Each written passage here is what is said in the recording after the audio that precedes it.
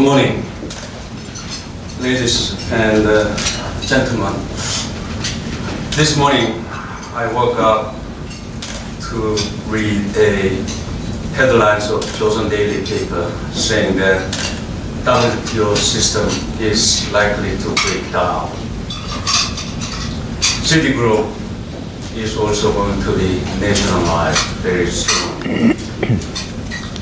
Negative and detrimental impact of the global economic crisis on Korea is becoming increasingly serious day by day.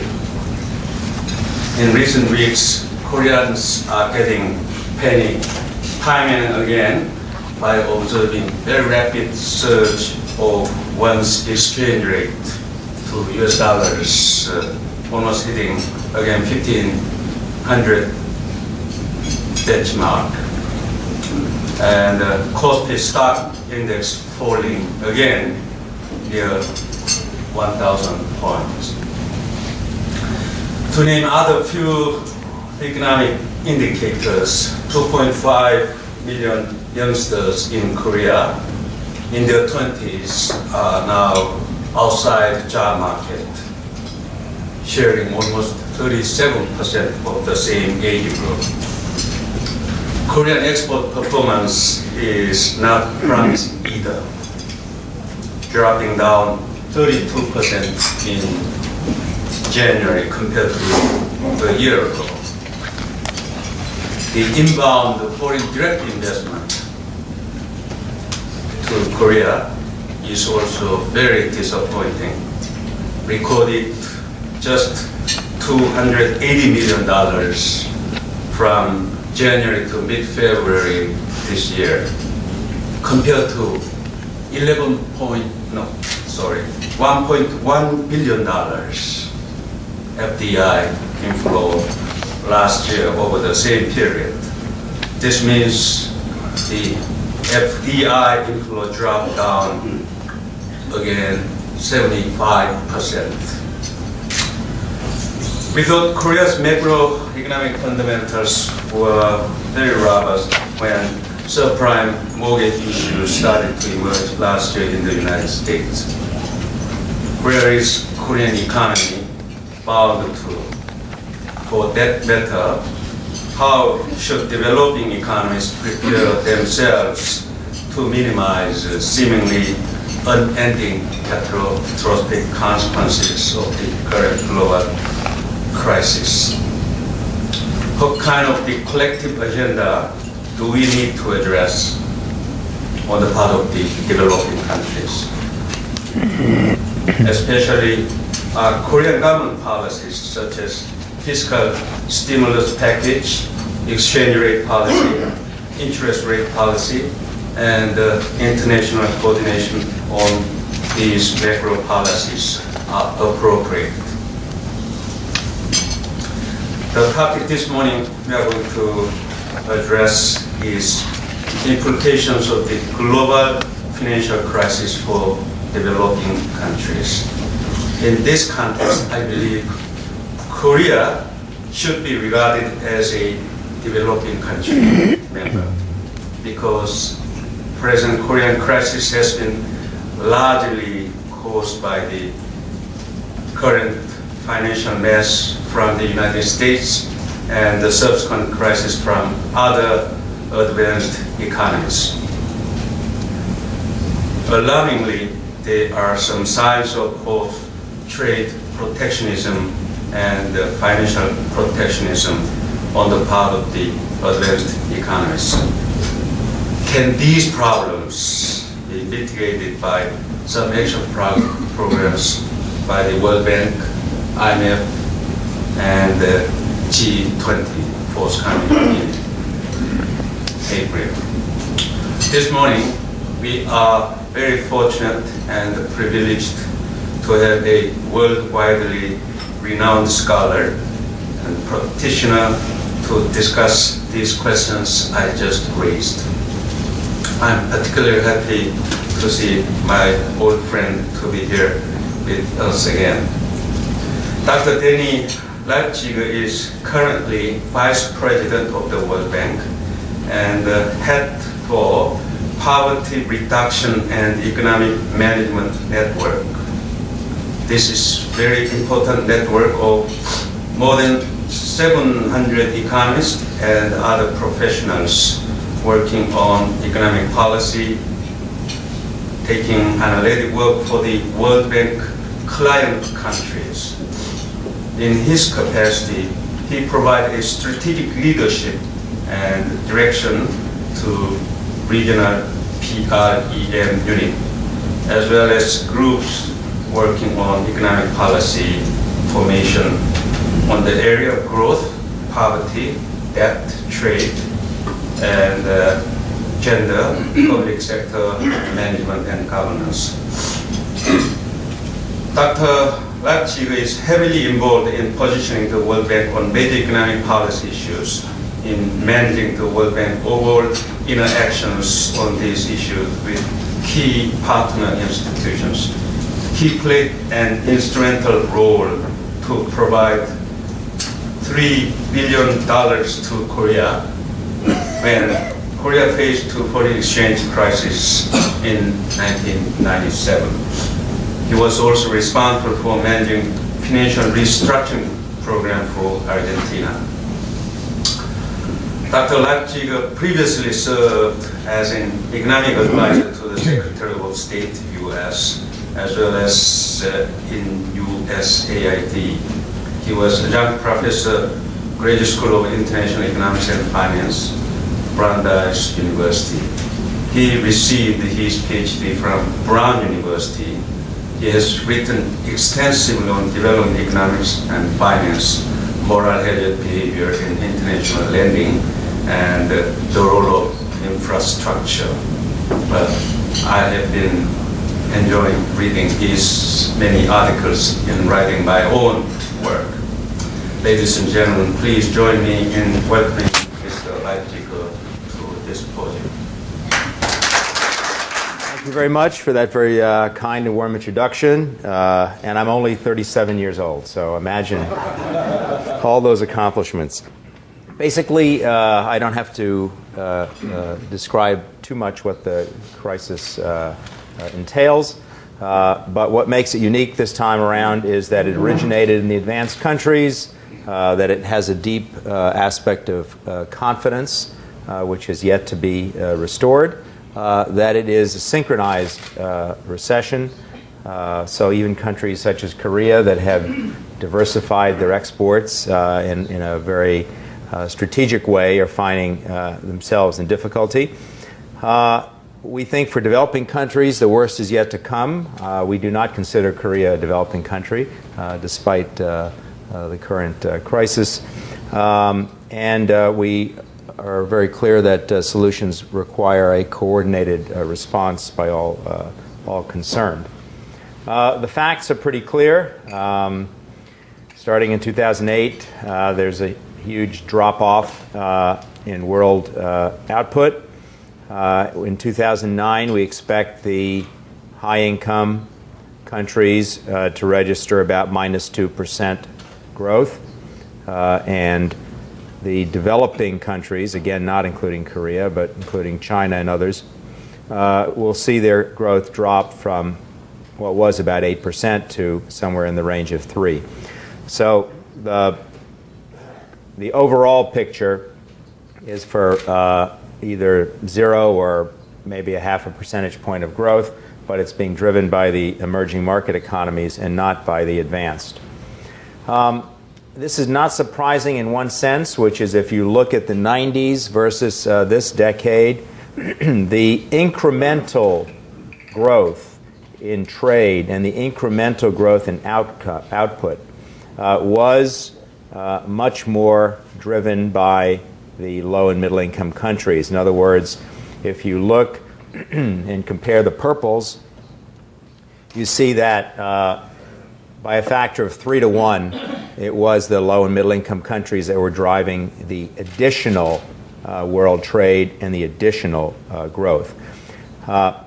This means that they are now also keeping the system somewhat afloat. There was a period where people spoke about decoupling.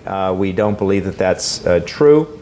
It is true that the emerging market economies had a different trajectory, but when you get into the non-trend cycles, there is a strong synchronization between developed and developing countries. No one is immune. So that's why in this chart, for example, world output, as I said, is estimated to be 0.5, but the estimates are being redone every couple of weeks. And unfortunately, most of these redos are in the negative direction. What's also remarkable about this chart is the world trade volume, the last line, which shows for 2009 a negative figure, the first time since 1982 that world trade volumes have fallen. I think I'll skip this. It's a little hard to read, but if you get the PowerPoint, you'll see these are the IMF projections. I know Korea has been focused on its own number, which the IMF says is -4. I don't know if that's accurate or not, but it certainly doesn't include the fiscal stimulus program that the government has announced. So I think that is an overestimate of the negatives. That real import growth in the OECD countries on the left has fallen. It's clear that it's fallen dramatically in the United States is very clear. The drop in real import growth in the U.S. In 2008 has been between -3 and -5%. So a tremendous drop-off in imports.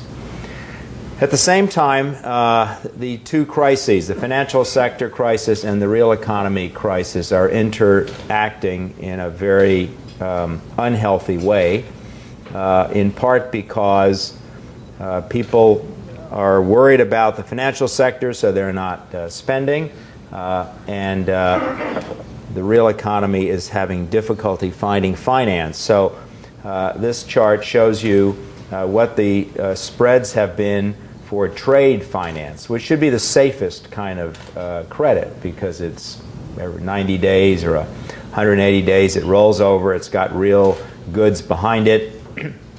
Nevertheless, if you look at 2006, 2007 for this basket of countries, you see that the normal spreads in that period, 2006, 2007, were about 50 basis points, and now they're up to 150 or 200 basis points, which some countries had experienced in the past, but not the major trading countries, and certainly not Korea, which was through the period mapped here from 2003 to 2007, able to do trade finance at less than 50 basis points over benchmark rates. So this is one of the problems that we're seeing in terms of world trade. It's probably true that the majority of the downturn in trade volumes is due to lack of demand, but a certain part of it is also due to lack of trade finance. As financiers have trouble refinancing, they can't sell in the secondary market. People are worried about their leverage ratios, and in general, everyone is hunkering down. This has been combined, as others have mentioned, including Professor Ahn this morning, that protectionist pressures have increased. I don't think they've reached the alarm stage yet, but this is data that is collected by the WTO and others, and it shows the number of new anti-dumping actions that have been announced.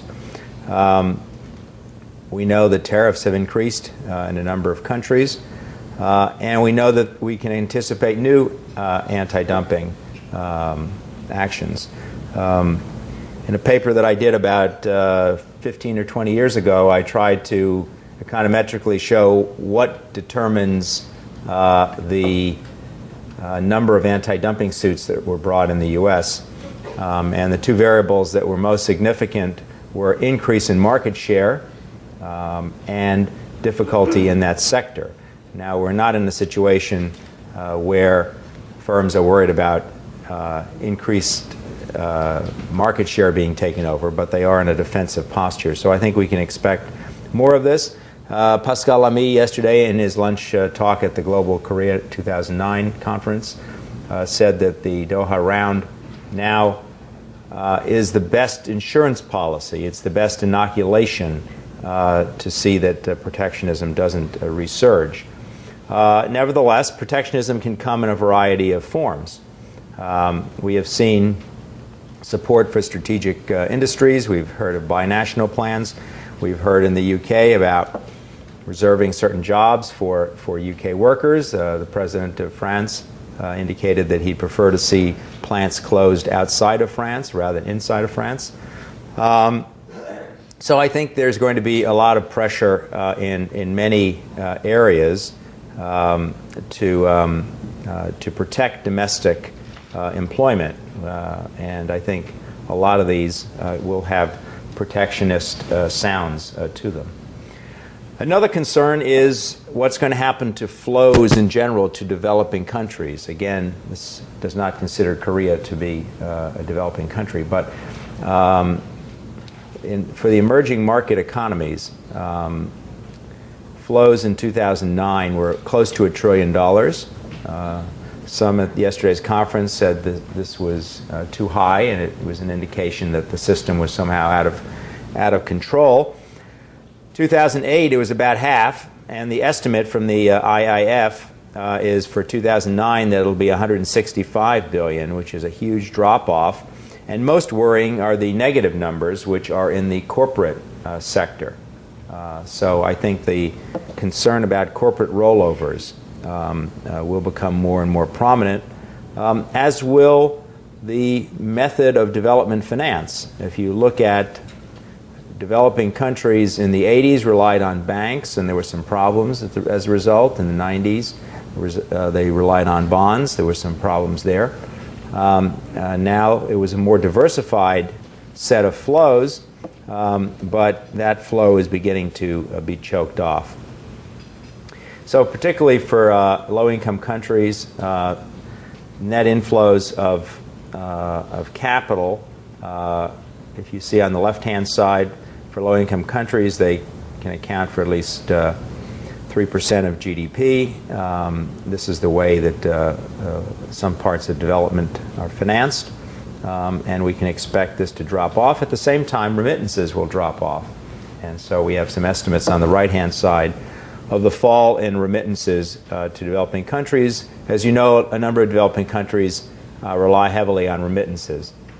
In Eastern Europe, in the Stans, in Honduras, and Philippines, and other countries, it is a major source of capital inflows. When jobs are lost in the OECD countries, remittances will drop. At the same time, were it not for this crisis, we wouldn't be so concerned about the reversal of commodity prices, because actually commodity prices a year ago, first in energy and then in food, were way too high and above trend and actually causing difficulties. They have reversed, which is good news, but it's not good news if you're a commodity exporter, particularly if you're in Africa or if you are in Latin America producing basic commodities. Let me refer to the three circles on the left. This comes from a paper by Clausen and others. He's now at the IMF, he was at the World Bank before, which is examining recessions in the post-war period. And he examines 122 recessions. And they fall into three groups. Those that are credit crunches, those that are equity busts or stock market collapses, and those that are housing collapses. And there are a variety of combinations of these. What's interesting is that we experience at the moment all three. And so the innermost overlapping area indicates that there are only 4 of 122 episodes that involved collapse of credit, stock markets, and housing. In general, they find that the recessions tend to last, if it's caused by one factor, an average of 3 to 4 quarters. If it's 2 or more factors, maybe 5 or 6 quarters. But actually, given the small sample of 4 out of 122, they don't really make an estimate of how long this recession will last. Nevertheless, on the right-hand side, we've plotted a few recent recessions, and the one that was the most severe in the last 25 years was 1981. And the dotted line, if you can see it, is the average. The bold line, this comes from J.P. Morgan, is their assessment of how long the recession will last, and they're talking essentially about 5 quarters. The question is, when do you start? When did the recession begin? But the other is that it's pretty clear that, at least from their projection, that the recovery will be slower and less sharp than the average or than the major recessions that we've seen in the post-war period. So nobody knows when we're going to hit bottom. I think the sort of consensus at the moment is that if the stimulus packages go through, we would see some recovery, at a minimal recovery towards the end of 2009 and regular recovery in 2010. Now, this is sort of a provocative chart because it shows the U.S. Savings rate, which many people have pointed to as a culprit, I would say, in terms of structural imbalances, particularly since, as you see, starting in about 1985, when the savings rate begins to drop from a sort of average of 8% of GDP to considerably less, it is mirrored by current account deficits in the U.S., and that was well known but not addressed. But here's the problem. If you look at the end of that series, you see that the savings rate is beginning to come back up from about 0 in the U.S. to 2 or 3%. People expect it to rise perhaps to 5, 6, or 7% as households rebuild their household balance sheets because housing prices have dropped, stocks have dropped, there's a lot of uncertainty. So savings will go up. That's okay for the U.S. It's probably long overdue. But the question is, as I put on top, who will provide the next locomotive for global growth? Because this lack of savings or excessive consumption in the U.S. was the main driver, one of the main drivers of growth over the last 5 or 10 years. And the question is, what will replace it? Will it be the Chinese middle class? Will it be countries that have very high savings? We don't know. But in order to resume the growth path that we were previously on, or to get close to it, there will have to be some locomotive for that growth. And the question is, where will that come from? Now, coming back to the current situation, everyone's focused on the G20. It's a group, as you know, that is more representative than the G7 or G8. It does include Korea, and in fact, Korea will be the chair of the G20 next year. The UK has it this year. If you look at what's going on in the G20, you see that in terms of simple averages, countries that are tending to have stimulus packages in the 1 to 1.5% range. If you weighted by the importance of the economies, the ones that matter the most, obviously, are China and the U.S., where you're seeing a substantial stimulus package. And I just found out about Korea, and I think it's probably an underestimate on this chart. But the bottom line is, when you add up on a weighted basis the stimulus packages that are announced, it adds up to something on the order of 1.5% of GDP. The IMF, as early as November, December, had said that what was required was about a 2% stimulus, and the situation has gotten worse. So I guess one observation I would make is that at the moment, the stimulus packages on the table do not add up to what is necessary, and there probably are still countries who do have what we would call fiscal space. to do some short-term stimulus. Of course, there's a concern about long-term debt, and you saw in the U.S. that President Obama has called for a conference to talk, or a session, I think, yesterday, to talk about the medium-term debt profile and objectives.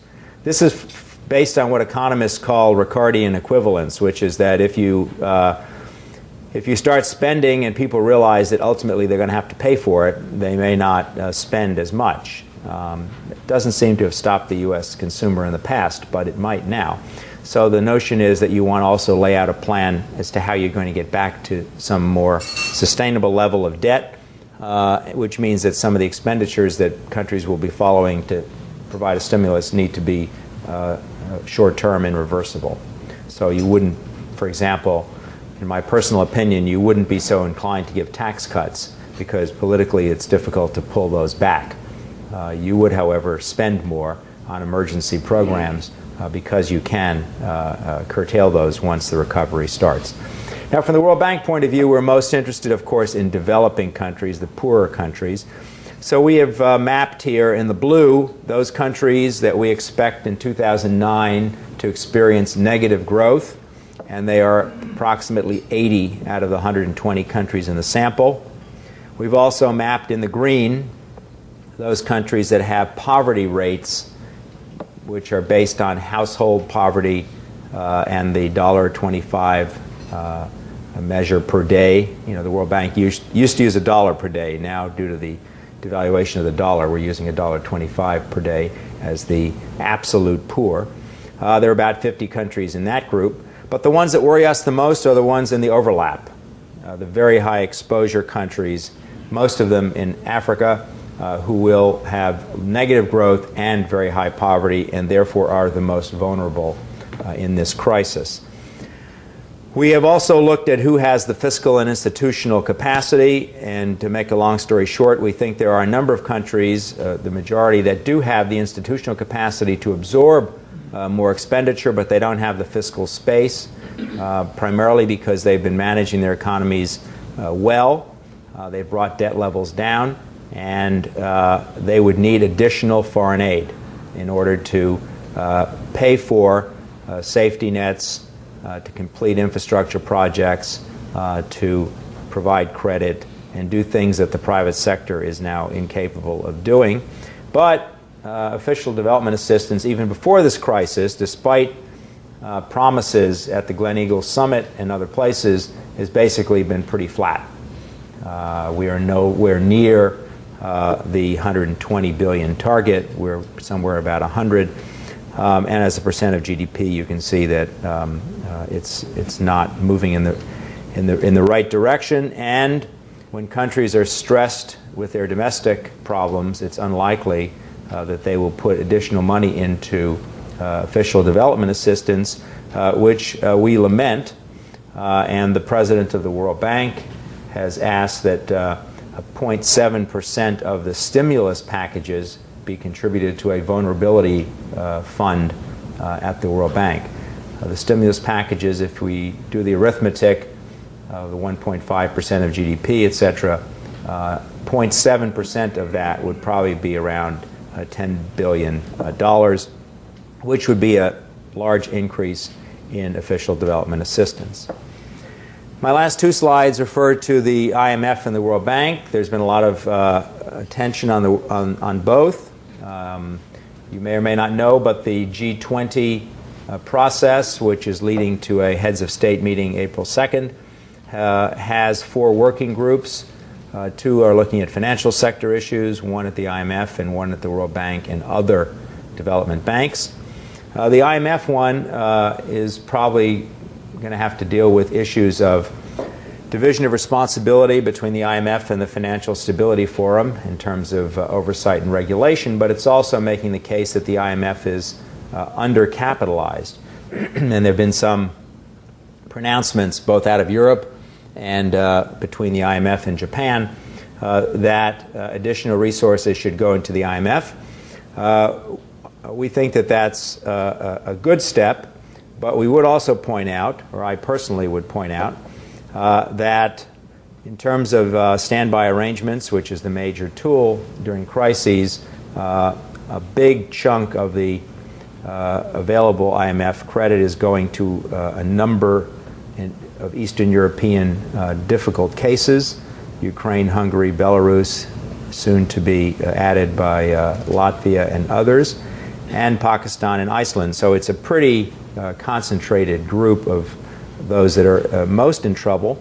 But also there are two facilities that the IMF has that should be used in this crisis. One is called an exogenous shocks facility, which is supposed to deal with your variation in export earnings.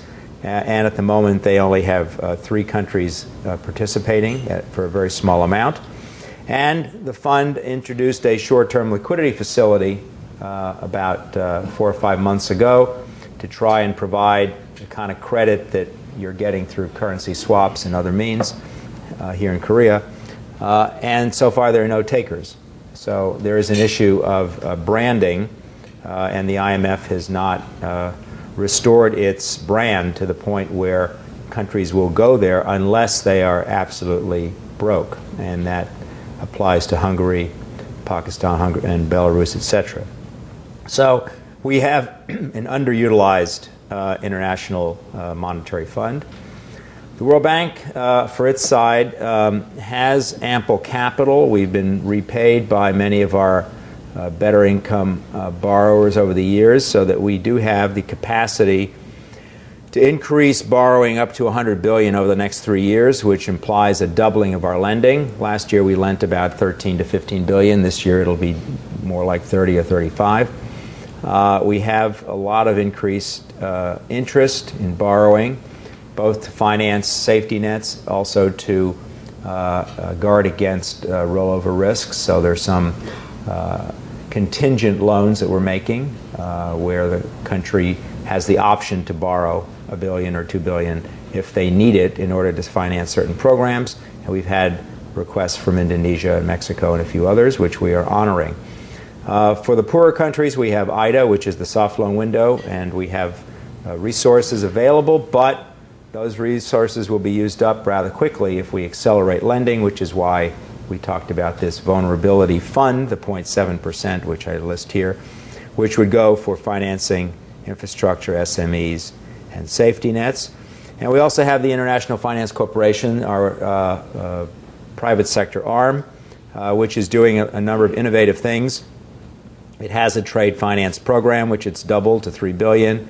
It is providing some financing for bank recapitalizations in developing countries, and providing other sources of funding for infrastructure and microcredit.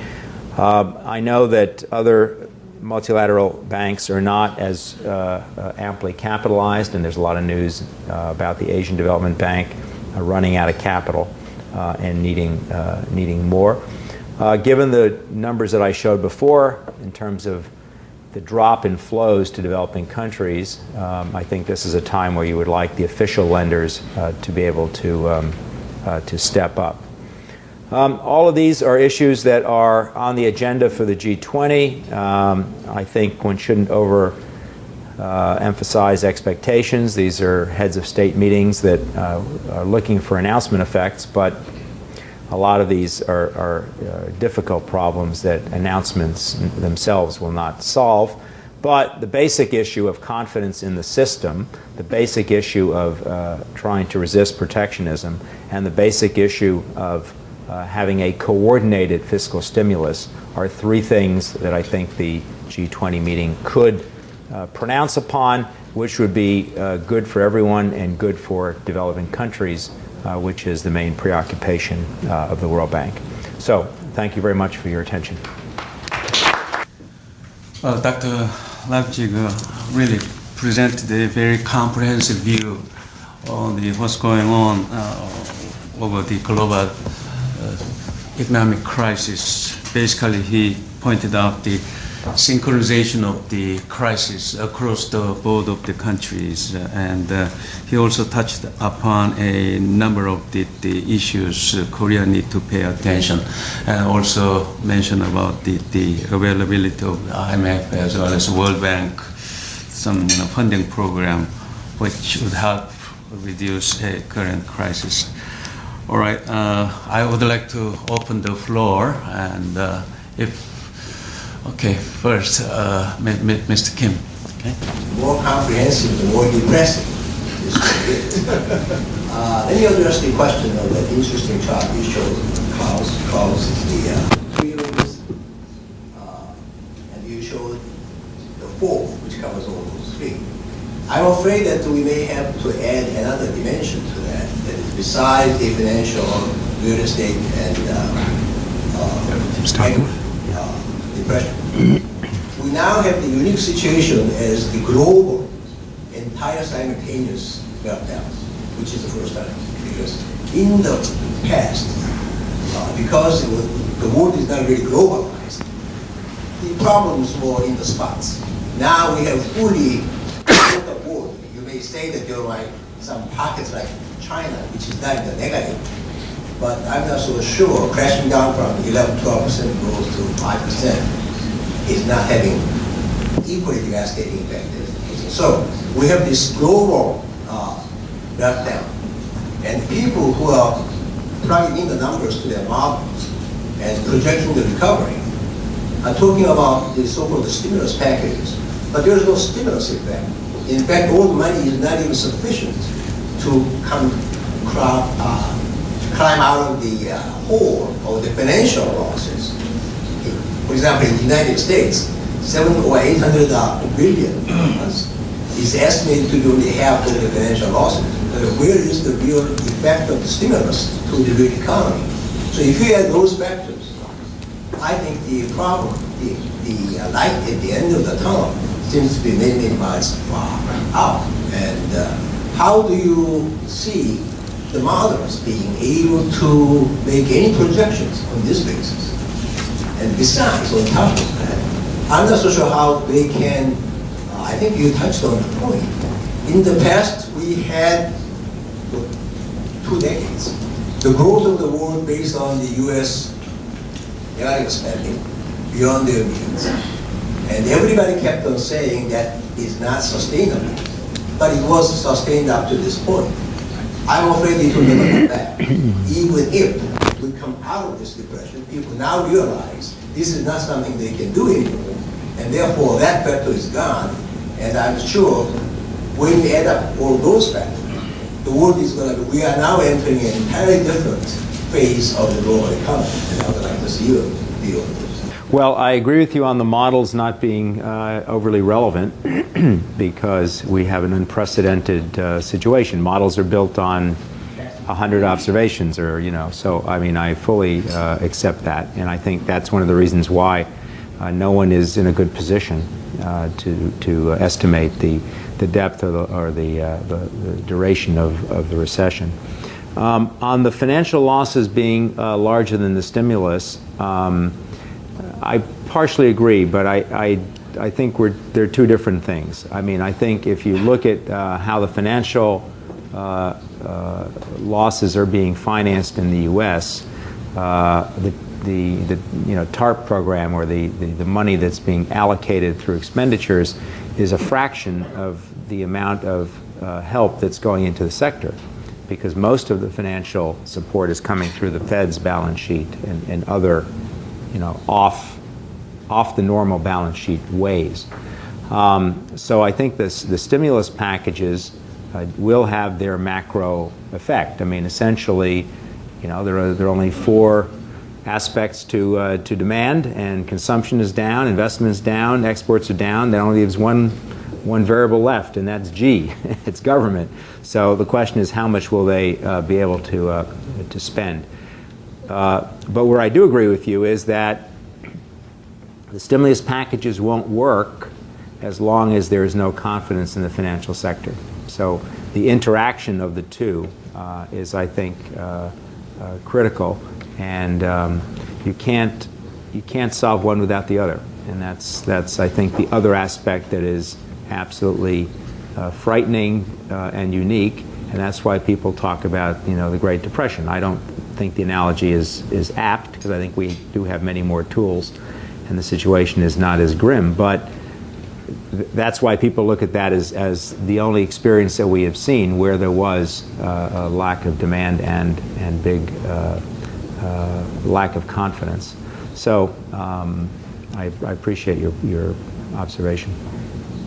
History does get repeated.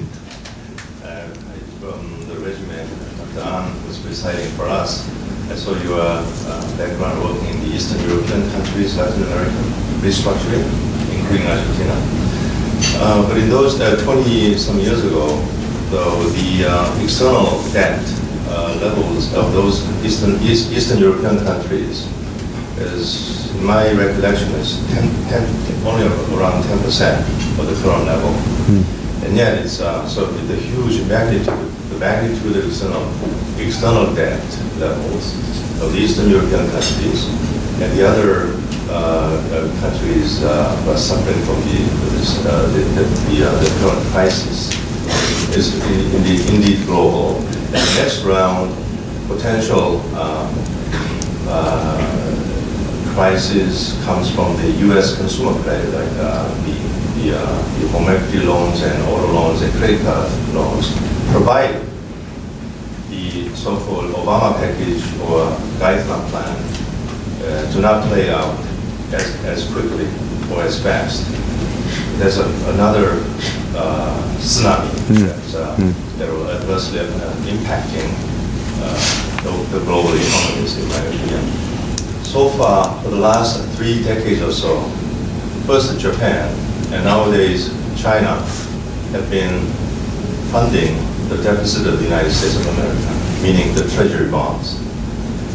Given the level of the deficits of the United States to the trillions of dollars, the deficit of this year is estimated to be around $2 trillion level.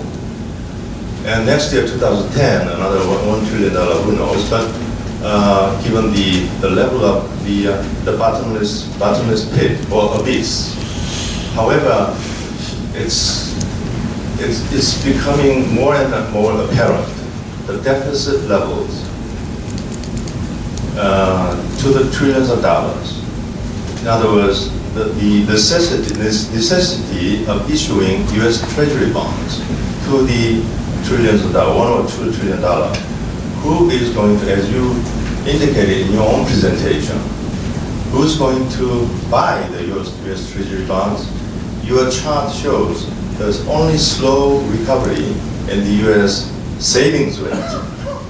Normally, government issues the bond, the citizens of that country buy the bonds issued by the government. In the case of the United States of America, the savings is really, really low. And the question is, where else come the buyers? Japanese have their own problem. And China? In China, the Central Bank of China has started diversifying away from U.S. dollars. It's a big question. I think my experience was in East Asia and Latin America, not Eastern Europe. But I think it is one of the warning spots at the moment. I think the World Bank issued a notice a couple of days ago that the banking systems in Eastern and Central Europe were at high risk. If you looked at my chart on the IMF, that's where most of the resources are going at the moment. So one doesn't want to push problems onto to others, but my guess is that in Eastern Europe, this is something that the EU is going to have to address, because having the Ukraine and Poland and Hungary in deep trouble is not good for their region. Do the Europeans have the financial resources to put more into bailout packages? I think the answer is yes.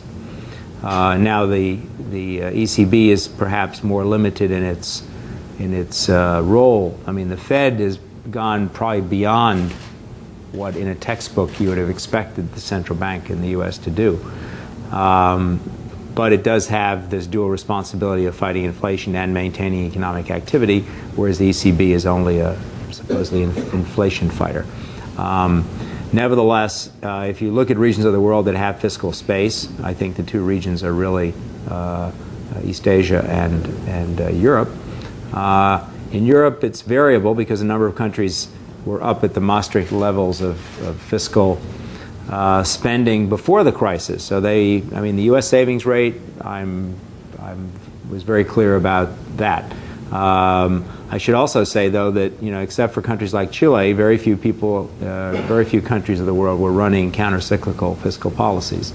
So during the booms, Italy and France and other countries were up even above the Maastricht level. So now they don't have that much space. So it's a long way of saying that I agree with you. The Eastern European problem is big. I don't think the IMF itself can solve it. It's going to require a European solution. If you just take the case of the Ukraine, there is an analogy to the Korean crisis of '97, which is that, and I, as Professor Ahn mentioned, I was here then, and the money on the table in 1997 was never going to solve the problem if the New York Fed hadn't called all the lenders into the room and said, you're now going to roll over for 6 months, because the hole was too big. The analogy in the Ukraine is the same. It's just the banks are Austrian banks and others. So there has to be, I think, a regional solution. On who's going to buy the U.S. debt? Well, that's a good question. We're sort of talking about it at our table here. I understand the economics of it, that you have a country that's emitting a lot of bonds, and why should anyone buy it? So the only answer I can give you to that is, what is your alternative? You have cash. What are you going to do with it? I was remarking somewhat in jest that the second largest stock of debt, I was told, I'm not the banker, is actually Italian sovereign debt, okay, which you may not find as attractive as T-bills. So, there is an exchange rate issue going forward, no doubt about it. In the short term, I think to finance the packages, there's going to be an increase in the interest rates. So, many of you are bankers, and I respect that, but I think, the perspective of a banker is not 5 years. You have to put your money into something, right? And so for the next 3 months, 6 months, you're going to make some decision. And if you, can make a better return on U.S. Treasuries than you can on Italian, issued EU debt, then you'll do it. Going forward, I think there is a structural question, and I don't know the answer to that question. How fast will U.S. savings rates go up? What other spending will there be? What will the medium-term debt position of the U.S. be? I don't know that. But I think it's sort of easy to say no one's going to touch U.S. issues. But in the end, people buy them. And I think the answer is the alternatives are worse. So you're projecting the yield to go up. Look, economists are really bad in finance, they always get it wrong. But you have to finance a deficit. You're going to issue more paper. You issue more paper. As far as I remember, interest rates go up. Interest rates go up. Yeah. In order for you to sell that paper. But how long will that be? I'm not giving any views on the yield curve or anything else. I'm just saying there's a logic to that. Yeah, I'm on the same page. Dr. Leipziger, thank you very much for your excellent speech. First of all, I appreciate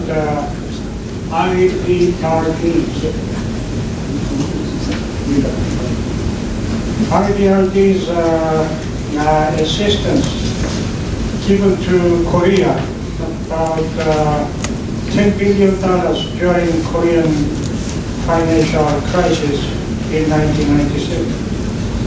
At that time, World Bank recommended or educate Korea two things. One is FLC, here is the London formula. The forward-looking criteria which is you so kindly advised to Korea, classify the 3 months no payment of the principal and interest should be classified as a bad debt loan. That helped Korea to recover. And second one is London formula. That is, as you know, work out 6th largest to 100 largest company in Korea. Make a workout plan and recover very quickly.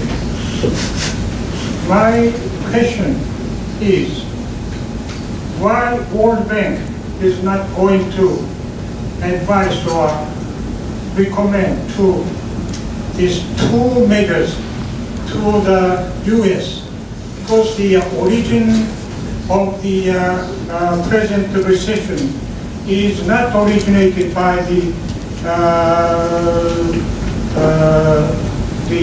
developing country, but originated from the center of the Wall Street of the U.S. That is my two doubtful questions. I'll give you the World Bank answer, and then I'll give you my answer. The World Bank answer is the U.S. is not a borrower from the World Bank, and if anyone's going to give the U.S. advice, it has to be the IMF, because the relationship that the IMF has with all of its countries is one of advisor. In the World Bank system, the U.S. is a donor. They give us money. We only give advice to countries who borrow from us, and the U.S., so far at least, is not borrowing from us. But below that, I mean, I think there are a few strands in your question. The first is whether or not the U.S. could learn from the experiences of other countries dealing with financial crises, because this is not the first financial crisis. The whole discussion of whether or not one can divide things into the good bank, bad bank model, for example, is something that the U.S. has never had to face before. Even during the savings and loan, it was pretty simple. You took over the bad assets. I guess the problem with the good bank, bad bank model, which was used in Argentina and other places, is that in this crisis, it's very hard to decide what's a good asset. For two reasons. One is that some of the assets have all these cross guarantees and all sorts of difficult structures that makes it hard to disentangle, which is part of the origin of the crisis, which is that there was bad supervision and risk taking that was unconscionable. So you can't decide what's a good and a bad asset so easily. Secondly, in today's market, a lot of good assets look bad if you have to mark to market. So there are some analogies and some lessons one can draw from previous experiences, but not totally. The second thing I would say is that what this points out, however, and I said this yesterday at the global conference, is that countries like the U.S., institutions like the IMF and the World Bank and others, I think are faced with having to be a lot more humble in the advice that we give. Because I can remember working on Latin America where we would give advice to a country, Bolivia, the 1990s, having difficulties with its banks, and we would say, don't extend the deposit insurance across all deposits. Don't guarantee, liabilities. Don't refinance at the central bank all assets without taking a look at the quality. So there are a lot of things that we have told countries not to do that are currently being done. It's force majeure, it's an unprecedented situation. If you or I were sitting in the U.S. Treasury, we would probably do something similar. But it points to the fact that there is no right and wrong in a lot of these areas, and one has to be a lot more humble in the way one gives that advice. And I think the U.S. at one level is understanding that. Okay, Dr. Leipziger, I have a question from the floor written. I'm sure it's a difficult question. Well, at the moment, I think this number of countries now utilizing stimulus package, and in fact, the U.S. is keep printing money, in a sense. And the question is that after current recession is over, maybe the world economy would suffer from very high inflation. So how would you see, and what sort of action do we need to take while worrying about getting out of the current crisis? Well, I don't know the answer because at the moment the risk is deflation in a lot of countries, but I could see your point of view. I think if the stimulus packages are in the range of 1.5% to 2%, we're talking about making up for a fall in aggregate demand. So I think that in the biggest macro sense, we are not over stimulating. But for different countries, it will apply differently. Depends on how markets react. I think the big difference between the U.S. and Europe is that the European Central Bank has the anti-inflation objective, very clearly in mind, and for good reasons, because the inflation is built in to expectations and to wage contracts, et cetera, and once you get inflation into the system, it's very hard to wring it out. On the other hand, I would point out that we haven't seen, coming back to the circles, whether it's 3 circles or 4 circles, we haven't seen a situation as bad as this since the 1930s. So we're talking a once in 70 or 80 year event. I think that the amount of hardship and collateral damage that will be caused by the longer and deeper recession, both in terms of protectionism, job losses, closing of plants, factories, I would weigh those a little heavier than the inflation.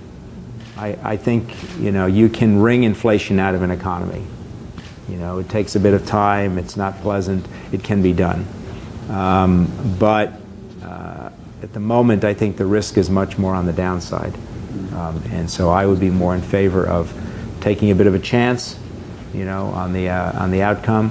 No one knows what the inflation outcome will be. But I wouldn't let the inflation fear stop me from acting on the fiscal stimulus and trying to get economies moving. And I think it's not an issue in the U.S. I don't think it's that big an issue in Asia. I think it is an issue in Europe. All right, maybe while waiting some further questions from the floor, let me raise a couple of questions.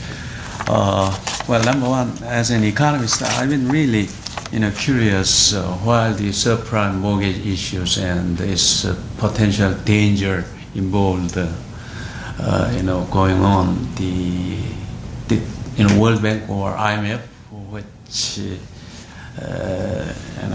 has perhaps the brightest and the smartest economist, a great pool of talented resources. Did you or World Bank or IMF provided some early warning signals, to indicate that the potential dangers involved when the U.S. the Wall Street continued to producing a very slick repackaging of the financial derivatives as the potential consequences. That's my first question.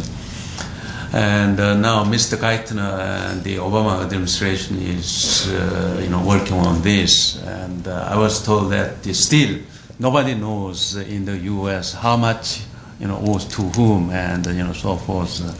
That is still in mysterious figures. You think this Geithner, actually who also involved in the same Wall Street people along with Mr. Rubin, and perhaps they know because they are the one who produced that sort of the financial innovation ideas and so on. So to what extent you trust the Mr. Geithner's action? And third question is that the World Bank is really expertise on the social safety net, the issues. Now, as I said, the Korea now suffers a huge unemployment problem here. The government, on one hand, should come up with the social safety net, and what would be the most effective package? What kind of the program, would you like to recommend to Korean government? Unless they get into real trouble. But it is neither the responsibility of the fund nor the bank to regulate. The regulatory failures, I think, are clear.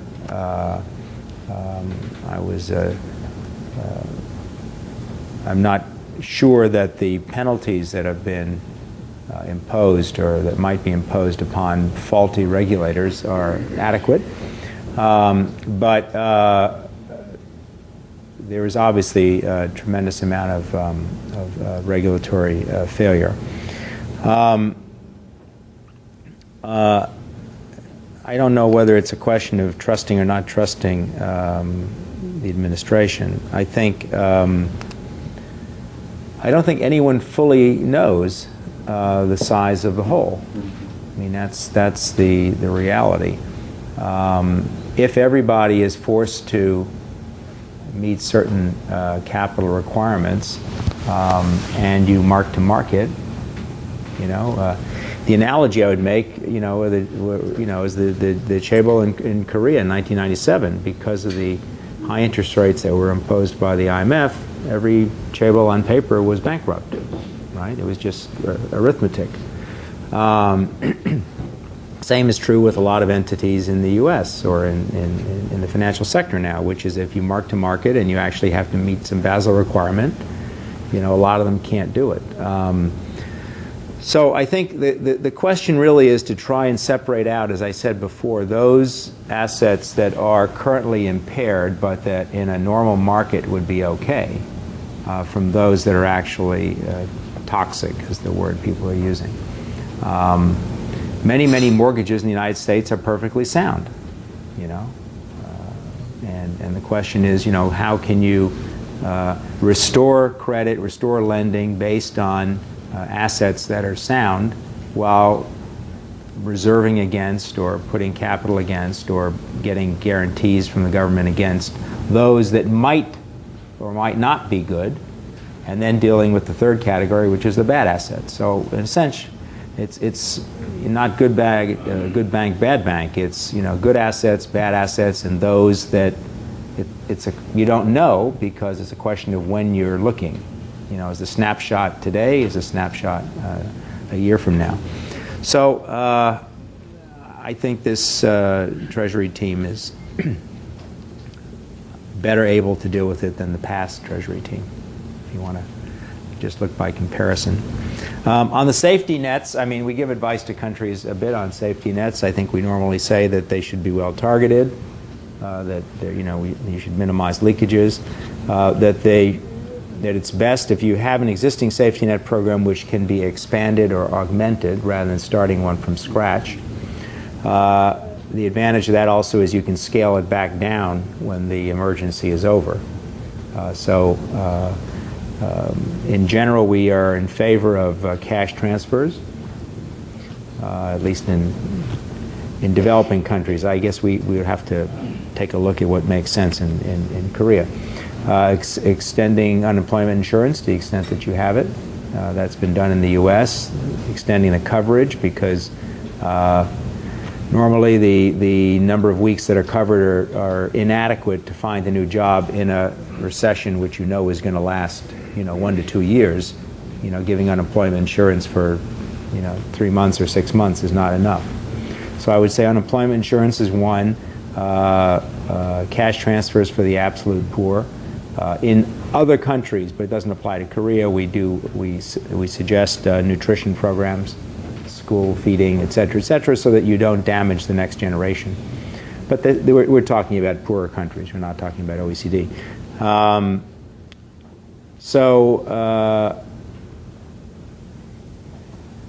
And I think it's not a safety net, but I think that emergency employment programs do make sense. I think the main thing is also to try to do things that are smart investments in the sense that they position you for the recovery. So if you have a choice between just repainting the bridges, which would create employment, but maybe they don't need it, and doing something which improves the logistics chain or gets you in a position where you'll be more competitive, and I guess the green investments fall into that category, that would be a trade-off. The real issue is the speed. You can start repainting bridges tomorrow. To do a green investment of a complicated type may take a year. And so you have a trade-off there. How urgent is it to create aggregate demand right away? And I think at the moment, speed is important. Dr. Leipziger, you mentioned about the not to fear inflation. I would say the other way around. I think we should actively seek inflation because ultimately that is the solution. Because if you look at the problem today, it is the overhang of the debt people cannot handle, people, corporations, or nations. If you had a fiat solution to reduce this drastically to 1/2, 1/4, or something, then the world can go around and go around. Now, we want to eventually get there, and I feel that is the only way we want to get out of this crisis. Of course, we want to get there by all the stimulus package and all this money will eventually bring about inflation, which by definition will reduce the value of debt vis-a-vis the real economy. You mentioned one of the fears to our problems is that you do not even know how bad a hole is. And it's getting worse each time the real estate value goes down. And therefore you never know what is good debt, what is bad debt, what is good mortgage, because it's getting, what is good today is getting more smaller as the price goes down. Now, reversing the process, if as I said, the inflation reduces the value of debt, then we want to get out of it. And eventually that is a solution we eventually have. Therefore, it's not a matter of not fearing. I think you should have an active plan to implement inflation as fast as we can. And that's the fastest way we can get out of this. Well, I agreed with you most of in your previous comments. I don't agree with this one. That in some countries you will generate inflation, I agree with. That inflation is good for the government because it allows you to cancel off some of your debts is also true.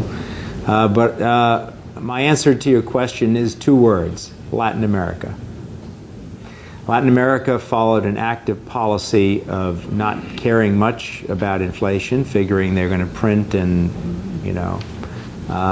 and it created what is known as the lost decade in Latin America because at the end of the day, their macro was so messed up that it took them a decade to fix.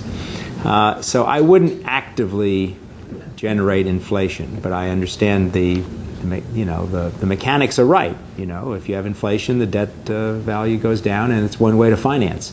But I wouldn't, neither as a government official nor as an advisor to governments would I actively encourage that. It may happen, but I wouldn't advise it. Yes. Expectations of continuation of the inflation is dangerous. But what I'm proposing is one-time shot. Now, the way we got out of the Great Depression was never minding about Keynesians and the Newtons. What it really did was U.S. spending and global spending as a result of World War II. But nobody expected this kind of spending to keep on going. But that huge amount of spending is taking us out of the trouble. The problem with Latin America, I agree with you. Like Brazil had this indexation built in, which is tomorrow is going to be, that is a problem. You cannot have the economy functioning that way. But if we have, as I said, by fiat, one-time value change, that would be the most ideal. But if we have the process, which has end in sight of reducing the debt, that is the way it can be something. Yes, but First of all, you can't legislate a one-time shock, because once you do the one-time shock, you have ripple effects, and the ripple effects build in expectations. And I agree with you. Coming out of the Great Depression, World War II was helpful. There were a lot of price controls during World War II, so we didn't let. I mean, I wasn't around then, even though I look like I might have been. But the U.S. didn't allow prices just to go up. But I mean, analytically, you're right. But as a practical matter, I don't think it's the right approach. We have been seeing large amounts of stimulus by the countries in the world, and as you pointed out, 1.5% of the GDP has been a kind of ballpark number. But, the other aspect of this stimulus package is where to put this money. Actually, we have been talking about lost decade in Japan, and then at the time the criticism has been that the money was wasted because most of the money was spent on highways leading to nowhere or bridges which is not needed. And I understand that even in the U.S. There is a big debate over what projects would be appropriate for this huge stimulus. Actually, looking back in the Great Depression, actually it's not New Deal. Some people are saying that it's not New Deal project, but World War II that saved the U.S. economy out of the Depression. So would you make any comments on what kind of projects would be appropriate for the U.S. and also what kind of projects would be appropriate for countries like Korea? Because in Korea, at the moment, there is a big debate on what projects this government money is to be spent on grand canals or big river projects and so on. Well, the advantage of being the World Bank is that you are not actually in a government, so you can make any advice you like. It's a little tougher when you're actually confronted with the real case. I would say that if unemployment is a big issue, and you're going to have to spend a lot more on unemployment insurance, and that when people become unemployed, it causes a ripple effect of households disintegrating, etc. That one aspect of deciding what projects to do should be the job creation component. Okay, so if you put on the table, let's take here's $1 billion program to develop a new space satellite, which has 100 jobs, and here's another program which is going to improve the port of Busan or whatever, then I would go with one that's more job creating. I would also go with one that positions a country, whether it's Korea or anybody else, so that in 2010, 2011, you are more competitive.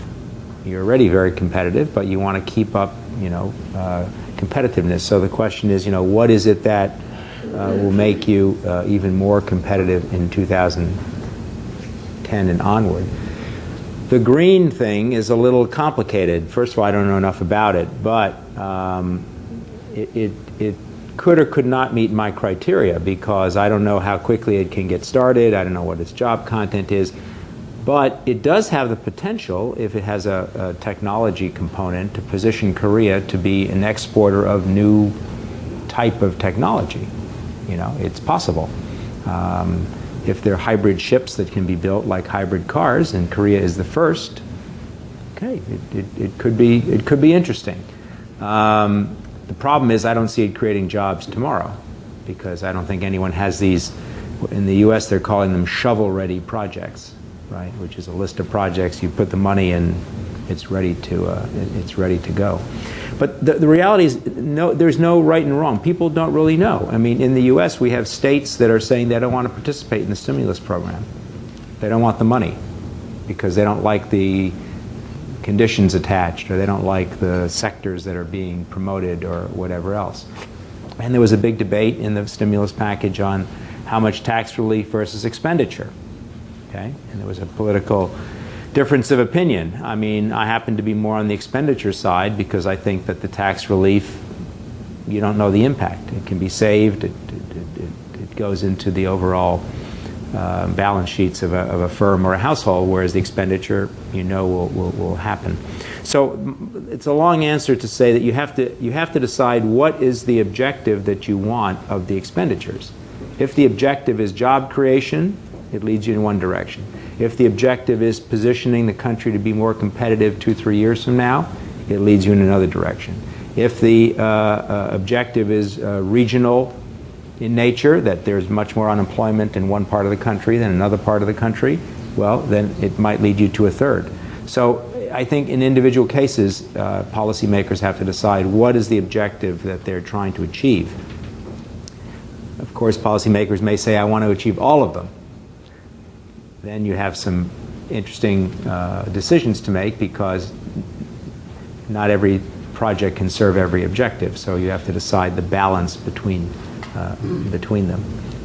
So I hope that gives some, it's not a yes-no answer. It gives you some thoughts on your question.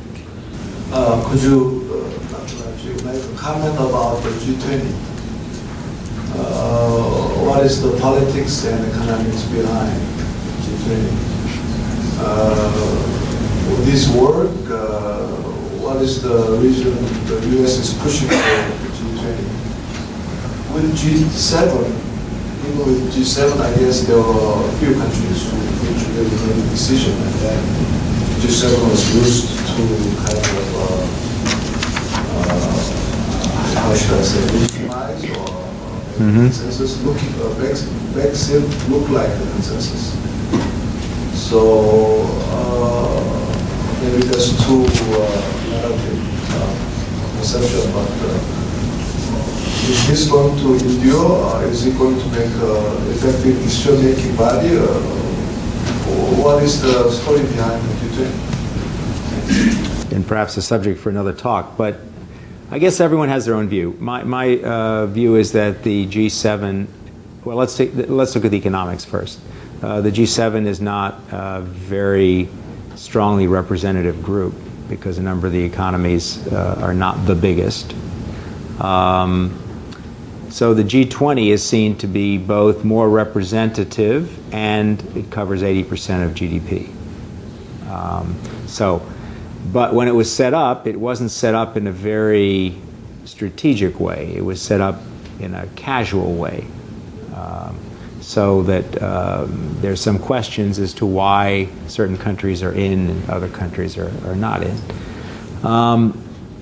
Will it endure? I think it is. I think the G20 is on a rising path, and I think the G7 are on a declining path. And I think the reasons for that are that the G7 have not proven themselves to be overly effective in the last couple of years. They just had a finance ministers meeting in Rome. Nothing came out of it. So I think that the G20 has potential to be a new influential group. Whether the U.S. is pushing it or not is not clear to me. I think that the first G20 heads of state meeting in Washington, November 15th, was called by Bush for probably two reasons. One, it was towards the end of his presidency, and he thought this was a politically a good move for him. And secondly, there was talk of moving the conversation to the UN, which would even, for people like me who deal with economic policy, would not have been ideal. So I think that the U.S. embraced the heads of state G20 meeting in November, and then it took on a bit of a momentum of its own with the British being in charge this year, Gordon Brown being an internationalist and wanting to use it, and it's on the upward trend. Let's see what it can produce. I think it'll be a big challenge to Korea next year in taking it over. because, well, for a number of reasons, but one of which is that the UK is very good at this stuff. You know, they happen to know how to run these things well. And if there are no Italians in the room, I would say, you know, Italy's in charge of the G7 this year, and they're not very good at it, right? So you have leadership issues. So my guess is that if you had to bet, you would bet that the G20 will eventually supplant the G7. But it's anyone's guess, and even though this is being recorded, I would say these are my personal views. My name is Yong Koo, Chief Advisor to Lotte Group. My question is, most people in the world are looking forward to seeing the current financial crisis to end very quickly. However, I think unless the U.S. financial market is stabilized, the global financial market cannot recover stability. So I would like to ask when you expect the financial crisis in the U.S. market to end. Sometimes my sense of humor gets the better of me. The answer is, unfortunately, nobody knows. I think that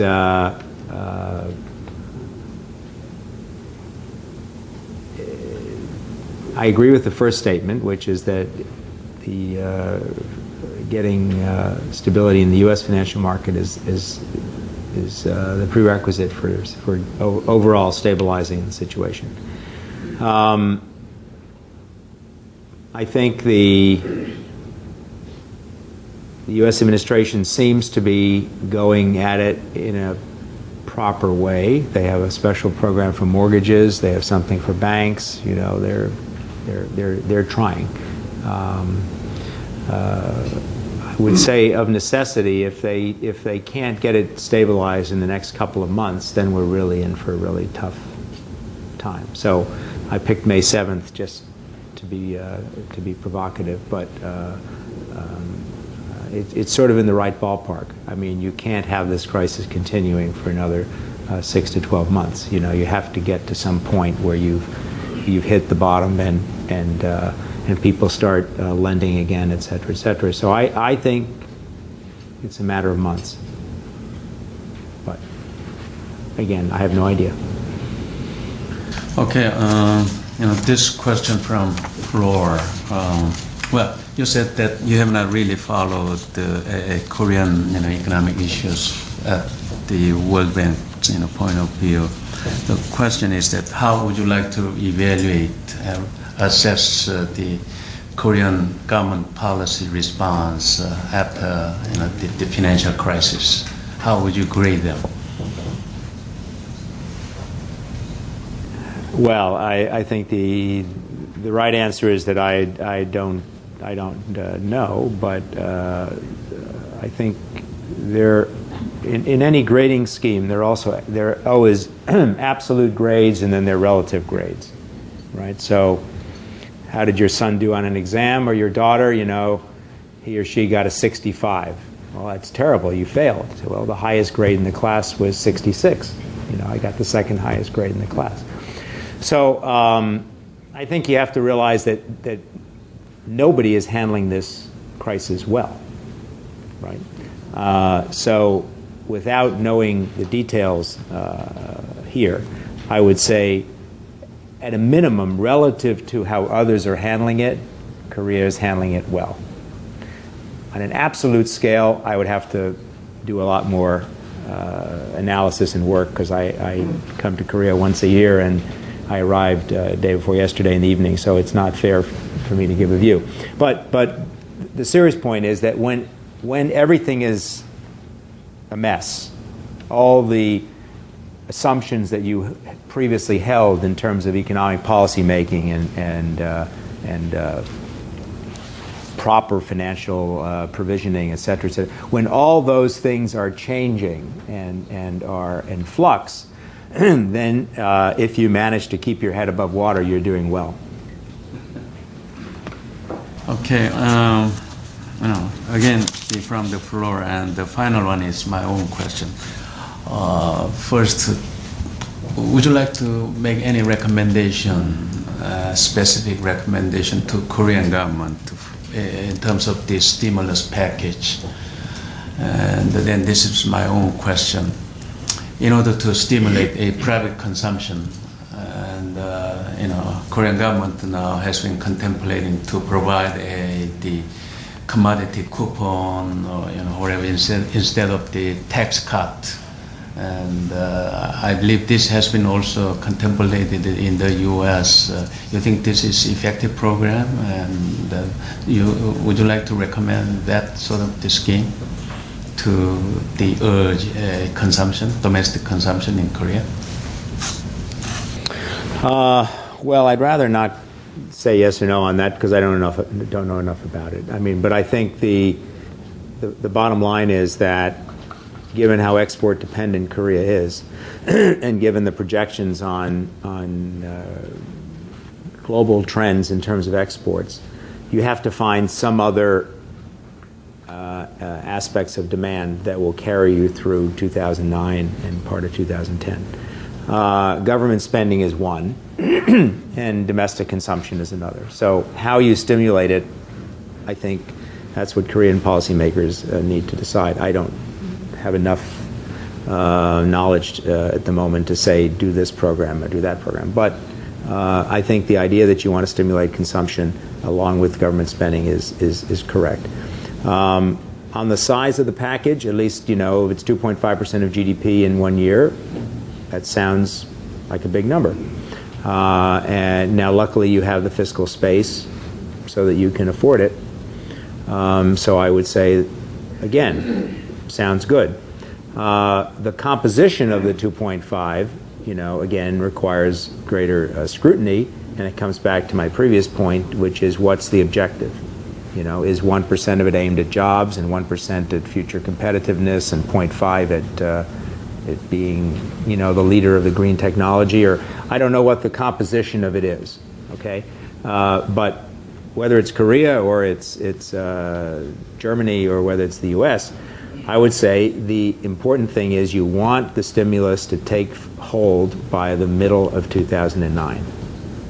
You can't afford a stimulus package which doesn't have any impact in this calendar year, because this is the year in which it has to bite.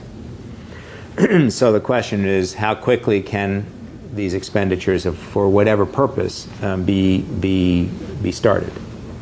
And only in half jokingly did I say you could start repainting bridges, but that the advantage of that is it can start tomorrow. Okay.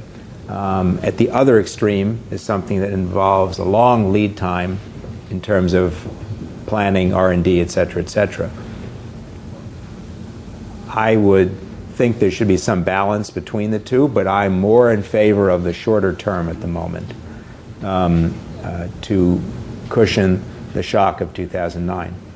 Because if you can't restore some level of aggregate demand, you're going to have to expend fiscal resources anyway. You're just going to be using it for welfare, for social protection, for unemployment.